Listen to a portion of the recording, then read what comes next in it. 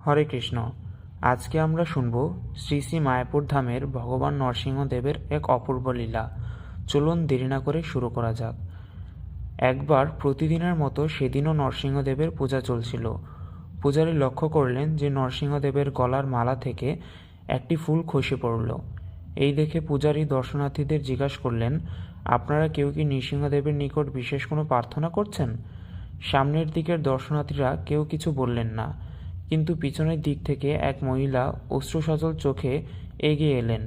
তিনি বললেন, আমার একমাত্র মেয়ের 4-5 বছর হলো বিবাহ হয়েছে, কিন্তু তার কোনো সন্তানাদি হয়নি। তার শ্বশুরবাড়ির লোকেরা এটিকে অশুভ বলে মনে করছেন। তাই আমি নৃসিংহদেবের নিকট প্রার্থনা করছিলাম যে তিনি যেন তাকে এই অসহায় অবস্থা থেকে সাহায্য করেন। পূজারী তাকে বললেন, আপনার প্রার্থনা নরসিংহদেব মঞ্জুর করেছেন। তার প্রমাণ হচ্ছে তার গলার মালা থেকে এই ফুলটি খসে পড়া। এটি নিয়ে যান, ভালো করে রাখবেন। আপনি এই ফুল ধুয়ে সেই জল আপনার মেয়েকে পান করাবেন। তারপর সেই মাতাজি চলে যান। আর পূজারীও সেই কথা ভুলে গিয়েছিলেন।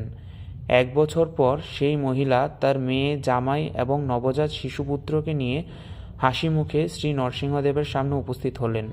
তিনি পূজারীকে তার আগের বছরের প্রার্থনা স্মরণ করিয়ে দিলেন এবং বললেন, শ্রী নরসিংহদেবের কৃপায় তার মেয়ে এই পুত্র সন্তান লাভ করেছেন। তার নাম দিয়েছেন প্রহ্লাদ।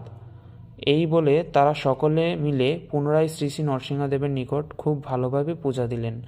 হরে কৃষ্ণ। সকলেই বলুন, শ্রী শ্রী নরসিংহদেব কি জয়, শ্রী শ্রী প্রহ্লাদ মহারাজ কি জয়।